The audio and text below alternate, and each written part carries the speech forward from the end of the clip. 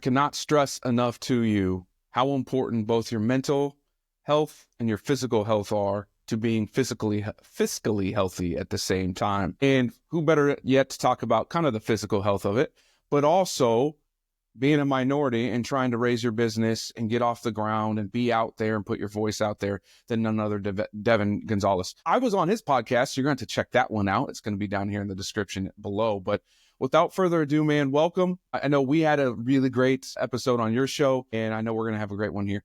No, thank you for having me. Yeah, I'm looking forward to running it back. So let's give my audience a little background about you, where you're from, and how you were raised, and then how you led to being a podcast host and running a gym. Yeah, definitely. So, I mean, I grew up in what I would say is an average household. I mean, that's because I was living it, so I assumed it was average. But I mean, my dad was an LAPD officer, and he is recently retired. And my mom was a pharmacy tech. So both of my parents, normal W-2 jobs and what was considered a normal career to them. But my bring up was, became a martial arts instructor at the age of 13, working under the table.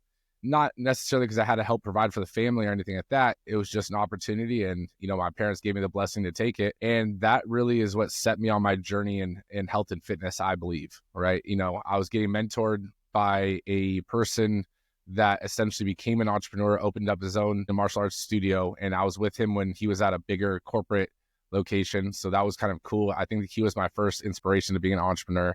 Now looking back on it, and really thinking about it. But that led me into going into personal training and everything once I was going into college and needed to change up, my working habits to fit my college schedule, switch from business management, which I think is like the undeclared, undecided major. Most people, sign up for that and then start to divvy off in either different sectors of business. For me, I actually switched to kinesiology because I was working as a personal trainer and I was like, wait, you can get a degree in this? Like, this is way more fun than, sitting and doing math.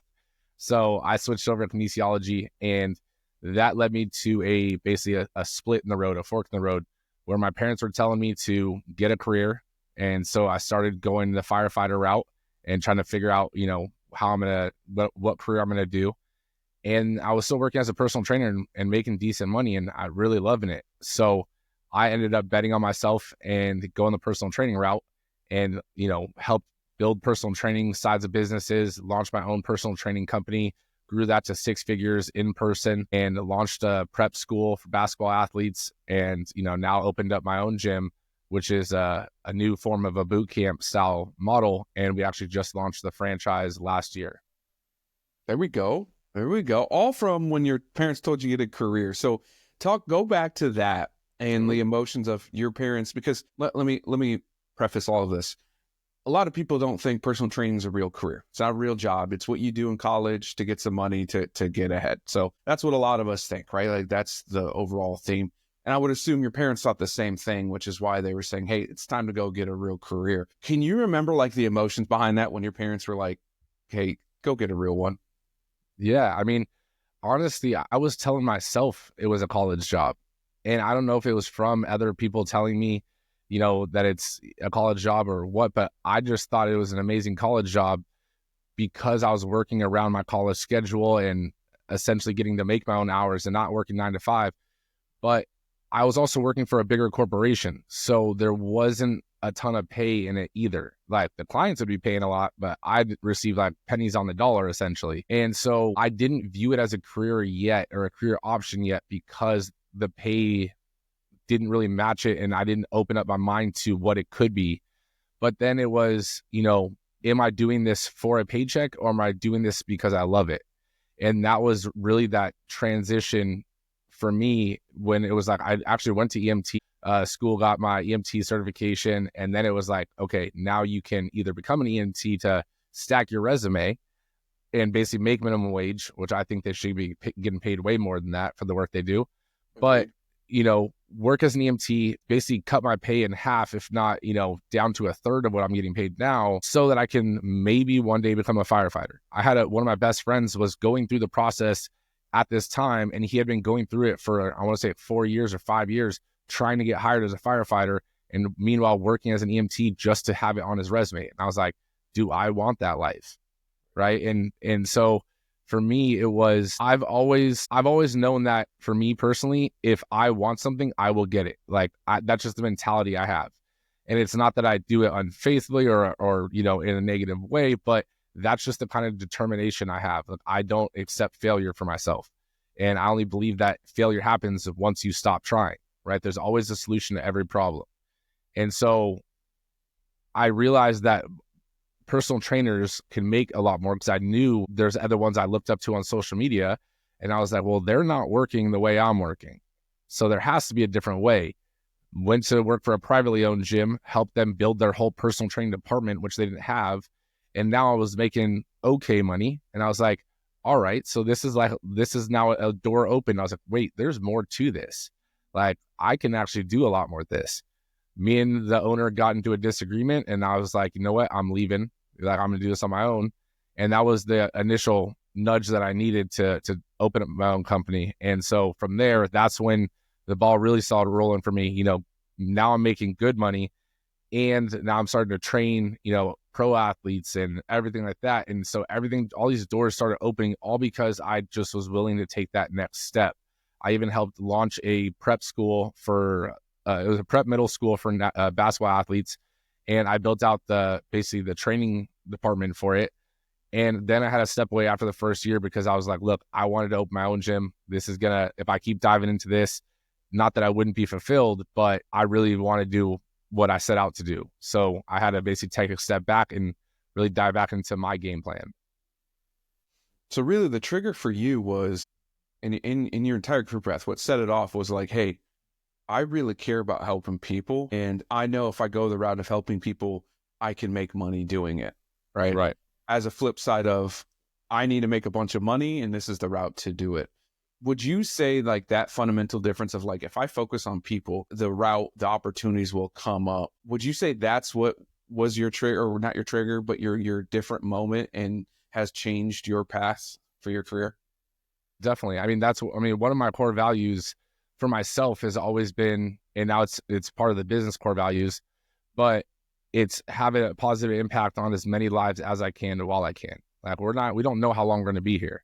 Right. And people always talk about on social media, you know, what is your legacy going to be? And, you know, they try to make legacy this granular thing, when in reality, like, your legacy is all of the interactions that you've had with people, all of the footprints that you've been able to help someone along their journey to success. That's what forms your legacy. It's not a singular event, right? Because if you think about, let's say, David Goggins, right? He had that world record pull-ups or whatever, and I think it got broken. So does that mean he has no legacy anymore, right? Or is it the thousands of people that he's transformed their lives and mentalities that is his legacy, right? And I think going back to legacy, which is not exactly where I was going with it, but I'm gonna jump on that one now. But also legacy is while you're living. Like, your legacy's current. I know a lot of people think it's when I pass, this is what I want. No, like, focus on having a living legacy, because then you know it's there when you pass. Right. There's not a lot of people on this earth that all of a sudden did something great while they were passing, and then they're dead, and everyone's like, oh yeah, you remember Joe Blow? Yeah, I remember he, donated $100 million 2 days before he died. That's not it. It's exactly what you talked about, and that is impacting people throughout your life and your journey. No longer how long you've been here, it doesn't really matter, but it's impacting people throughout. Let me back up. I have this analogy that I use all the time, or this concept. When you are mentally and physically fit and aligned with your fiscal goals, opportunities are now there to be had, right? Correct. A lot of people say that you go search for your opportunities. I'm not a believer in that as much. You can, but I think opportunities pop up when you have everything else in order and you're ready. I don't think we see opportunities if our mental state's not right, our physical state's not right, and our fiscal state's not right. Thinking about the opportunities that have been presented and that you've taken and now have gotten to where you're at, would you say that you were in a good mental, physical, and fiscal situation in order to take those on? Definitely. I mean, each of those three buckets, they have to be in a healthy standing, I believe. And I don't think that, I was searching for any of them, like the middle school thing, like all that stuff. That just kind of came about. But it wasn't like, I think the word searching is interesting though, because it's like searching implies that I'm going out of my way to find a singular thing or find this, next step. Where if all of the three buckets, your physical, your mental, and your fiscal, being are all in alignment, right? Now your health is all in alignment, then things don't just find you either, but you're constantly working on improving all of those things, right? So you're always, you're going to the gym to work out. You're, working on your mental state from personal development strategies. You're managing your finances. So all these things, your mindset is always looking to a way to improve it. And those things start lining up because it's how you start to view the world and view the things going on around you. But if you're not in alignment or not in a good standing with any of those three buckets, you have a different lens on everything that happens, right? It's you're kind of jaded on what's presented in front of you. Instead of looking at it as a pro, you're looking at it as a negative, right? Instead of an opportunity, you're looking at it as an obstacle. Yeah, nailed it. Like, I couldn't have said it better myself. I think that's one of those missing items that people just don't think about as much, right? We say that the single best investment that anyone ever does is investing in themselves, right? Now, in the media and in our society, we usually take that as pay yourself first. That's what we say, right?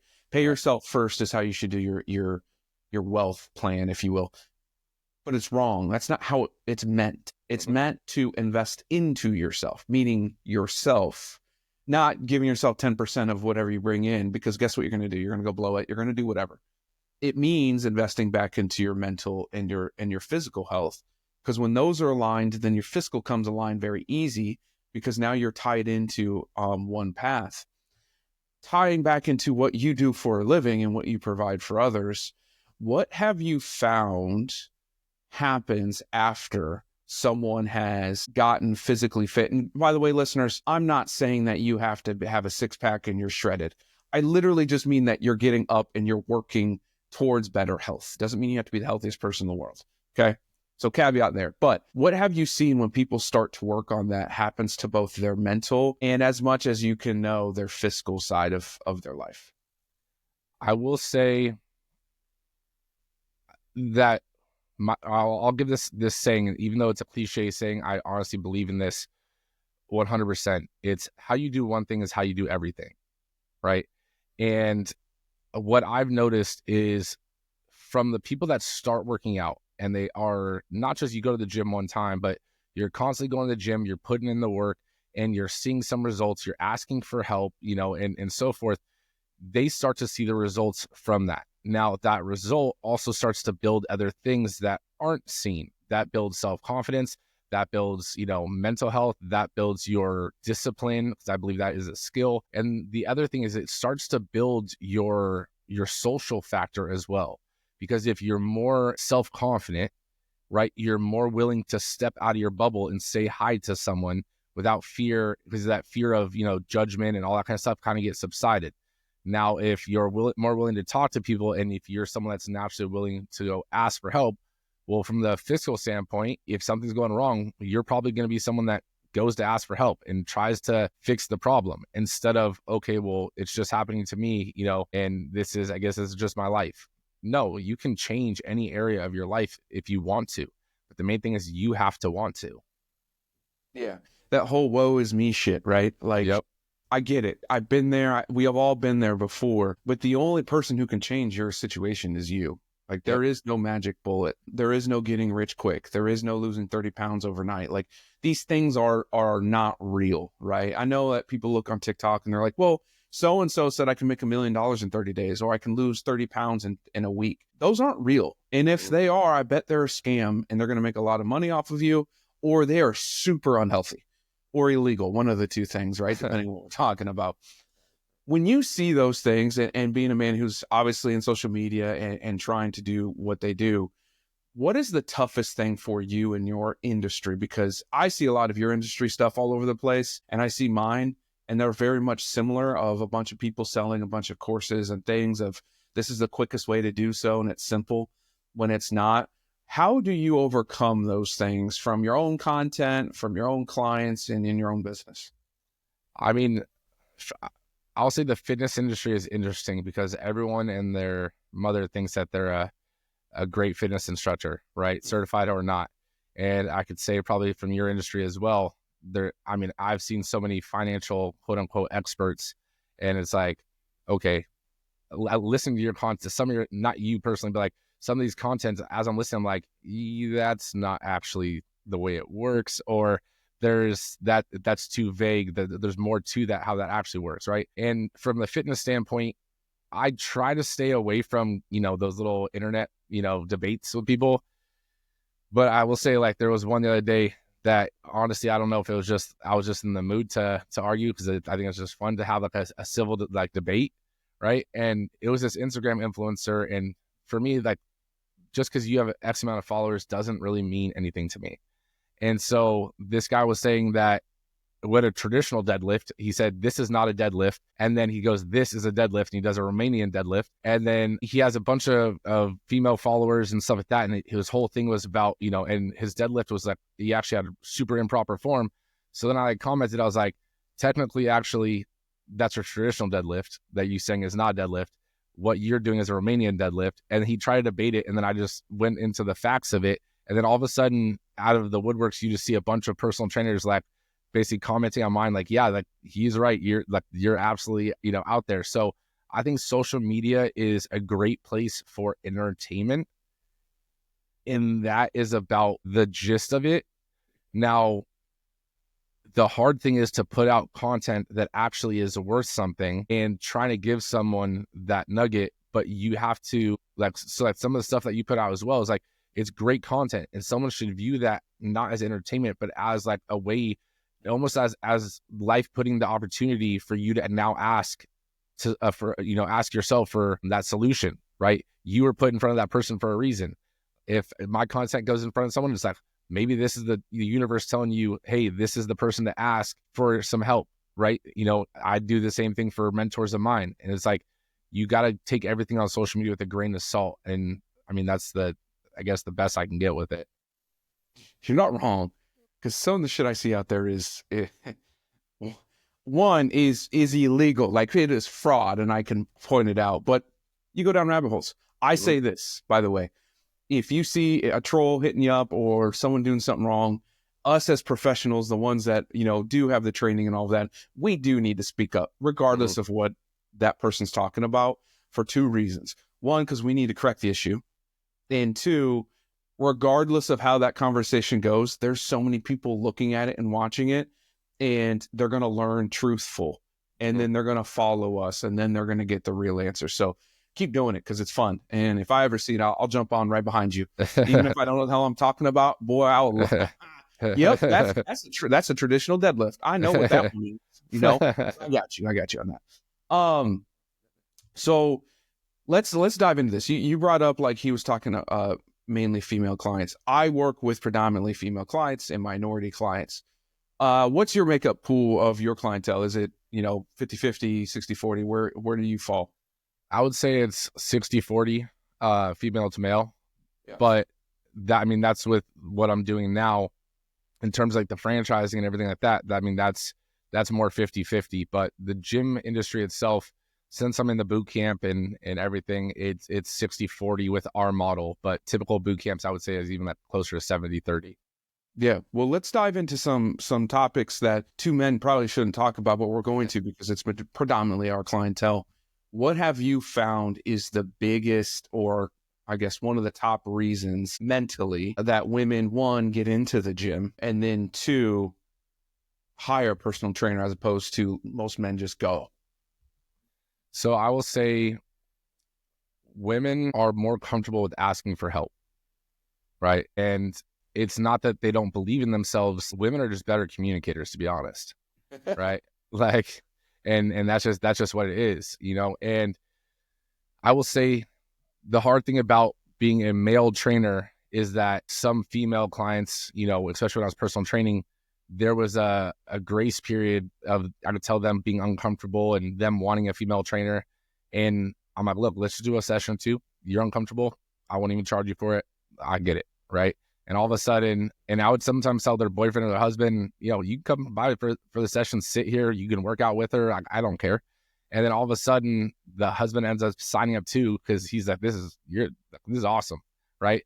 But it's one of those things where females, since they're a better communicator, they're also better at analyzing themselves, right? Whereas males, and I'm guilty of this as well, is like we just accept things, and just I'll figure it out, I'll tough it out, and we don't really ask for help necessarily, right? And that can be an issue in the fitness industry. That can be an issue in the finance industry, because I mean, at the end of the day, men are supposed to be providers, and if you're asking about, how to, manage your finances or how to work out, are you less manly? And the answer is no. But again, I don't think that every man sees it that way.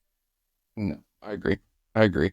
When you talk about now from the franchise stuff that you're pumping out, but from a gym ownership perspective, it's typically male dominated would be my assumption, right? Purely assumption here. I might be speaking out my ass on that one, but how are you seeing that? Like it's male dominated, but you're seeing an influx of women business owners, I should say franchise owners?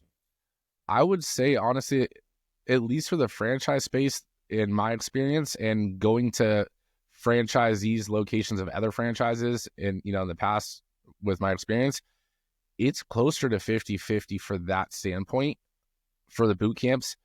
But from maybe a CrossFit or maybe certain niches, like I would say yoga studios, for example, are a lot more niche to being female owners, or Pilates, right? And so big box gyms, like big 40,000 square foot facilities that's just membership based, those ones are a little bit more male dominated. But in recent years, I would say it's pretty interesting, the split in the ratio being male to female, and seeing both do really well, right? And just who is willing to either ask for help or willing to take that risk. Because I mean, I have a male franchisee. I have one that just came out that's a female, and her husband wants nothing to do with it. He's just the backing, kind of thing. And then I have one that's literally a husband and a wife, right? They're a team.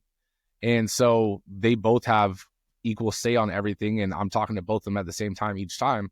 And so it's really interesting to see the dynamic between that coming from the business standpoint.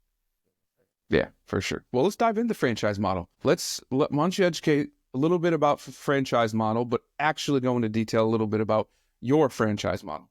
So, I mean, basically becoming an entrepreneur, you have either two options. Either one, you take the risk by yourself and you figure it out, and you let it ride. That's basically what I did, right? And then there's the franchise model, which is not too far off from the original one, but now you have guidance, right? It's like getting a tour guide on an excursion, right? You don't know if there's a jaguar around the corner, but at the same time, like there's someone there to keep you on the right path and have you not get lost in the jungle. So with franchising though, it's someone giving you a blueprint and almost like having a mentor on staff, right? And that's the biggest way I want to kind of phrase it, because people think, oh, I'm paying a franchise fee and then I'm paying to, because I'm using your name. You're also paying essentially to have a mentor, and that is more valuable than anything. I mean, I have mentors that I've paid more than what my franchise fee is, right? Just to have a mentor for my business and so forth. So essentially it's already included. Now with our franchise model itself, what it is Strive 11's a boot camp style model, but we don't have class times, right? So typical boot camps, you show up at 5 a.m., you show up at 6:15, and whatever the case may be, and then you work out, everyone leaves, next class comes in. For us, I understood from my training standpoint, from my personal training background, my clients would be so frustrated trying to go to these boot camps in between our sessions. And those class times don't always work out with everyone, or the classes that people want are always overfilled, right? So with our model, you don't have to schedule any more of those classes. You show up at 5, you show up at 5:15, you show up at 5:23, you start your workout then, right? But you get that same environment, that same feel once you're in the gym working out with other people, but people are finishing and starting the workout the entire time you're here. Then there are some other aspects to it, that we have the nutritional guidance, we have meal plans, we have the heart rate technology, the challenges, supplements, all that kind of stuff. But the main thing is making fitness not only affordable, but doable for busy people with busy schedules. And that's what our franchise really focuses on, is, having a model for busy people, right? And that's where the class models typically, kind of struggle with. So our whole guidance is in doing that. And are you taking on new franchisees? We're taking on 7 more, and then we'll be putting a pause on it. The reason for the pause is essentially we've already beforehand laid out certain mile marks that we're going to pause everything so that we can make sure that we fill any gaps and continue to strengthen the foundation as we grow, instead of just, bringing as many as we can on as fast as we can. And then we're kind of sailing in the cracked boat. For any business owner out there that's thinking about doing franchise model, figure out your model. That's cool. But do exactly what Devan just said. Have mile markers to take a pause. Now, however long that pause is, I'm sure you don't have set in stone, more of a feel thing. But take that pause, because if you overgrow too fast, it will crumble. That goes for all franchise owners. It goes for all business owners. Put in mile markers, whatever you want to call them. Once you hit them, pause. It's okay, right? 2 things that happen with the pause. 1, you can get organized, breathe, prepare for the next growth. 2, what it's already doing is you are getting this wait list. You are getting this momentum of your brand and people wanting more and more and more. And when you pause, they start getting hungrier, hungrier, and hungrier. And then when you do a launch, you're essentially doing like a relaunch. You're doing it again, and it's bringing in more people, right? So that pause is a tremendous, tremendous thing. I know you kind of just said it like nonchalantly, but it is one of the most powerful things business owners can do when they're in a growth phase that we usually all miss out on, right? We go right through that pause. We don't even think about it. And now we're like burning out both ends. Now our mental health goes and our physical health goes. And guess what happens when that happens, right? Yeah, no, it's then because I mean, there's no right way to pause or a certain place to pause. We have certain pauses, and the unpause phase, like when we hit it, then we can unpause again. But the reason for it is because otherwise you scale super fast, and then people, they want to keep coming on. But now you're having to essentially continue that growth pattern as well as fix all of the cracks while you're continuing to grow. And I mean, I would assume it's common sense, but it's not, right? That it's harder to fix the cracks when you're bigger than it is when you're smaller, right? So if you can fill the cracks while you're in that stage currently, it's gonna be a lot easier than all of a sudden you're 10 steps ahead and now you're trying to fill that crack times 10. Yeah, absolutely. Absolutely. Final few questions we have. Get a little deep with these a little bit. What is the first money memory that you can recall in your life? First money memory, I would say when I was working under the table at the martial arts studio, and I got a physical check, and it was like, obviously you did the timesheet and everything. I mean, it was written down. I wasn't in QuickBooks or anything like that. And I turned in my timesheet and I got a check, and I was like, whoa, this is kind of cool. Nowadays, though, you don't get your physical check, right? Because Right. You are the business owner. What today gives you some of that same feeling you had when you were a kid? I will say selling that first franchise, even though it was all digital and everything like that, selling that first franchise gave me that same feeling when I was 13, right? All this hard work, all this effort was put into, launching the franchise. I mean, it took 13 months to close my first franchise deal because I was fixing some of the cracks along the way of this is theory and now it's reality. And that 13 months of self-doubt, and that whole roller coaster finally paid off. And it was like we're getting that first check again. That's awesome. That's awesome. Everybody, we all have a money memory, right? And it's either a positive or a negative one. Reflect on those often. And really see if they're a joyful one like his, see if those are still happening in your life, because that's something that's always going to be drilled into your mind. As we get to the end, what is one thing you want to leave our audience with that they can take from you right now, employ 5 minutes later, and start to make their way on their journey? I will give you a mindset / perspective shift, right? And that is, if someone else is doing what you want to do, living the life you want to live, living in the house you want to live in, right? That is your testimonial. That is your living proof that it is a possibility, right? Now, it's a reality, maybe not for you right this second, but it is a reality to someone. And that reality could be yours as well. but you have to take the actions and take the steps to try to get yourself there. Otherwise, hoping and praying for it isn't going to be enough. I promise you that. But you realize that if you want something as bad as you say you want it, then put in the work and it will happen. It's not a matter of if, it's just a matter of when. It's beautiful. That's beautiful. We're going to cut that one out and use that 100% of the time. That being said, reach out to us, everybody. Okay. I know he's available. I'm available. The only way we can continue to grow as a community and everything is if you communicate, right? Mm-hmm. Us providing more content or providing ideas, business opportunities, etc. We just need to know. So comment, DM us, let us know what's going on, what you want to hear or what you need to know, or just ask us a question. And in doing so, you are already taking that next step in your journey to success, to wealth, or wherever you're at. So Devan, I appreciate you, all the hard work you're doing and being different in the game, because there are some few out there, bad apples out there. But I appreciate what you're doing. Keep doing it. Here for you. And I expect that we'll have another one of these episodes later this year to check in, see if you have all 7 of those franchises done and you're pausing yet. Sounds good. I appreciate you. Thank you.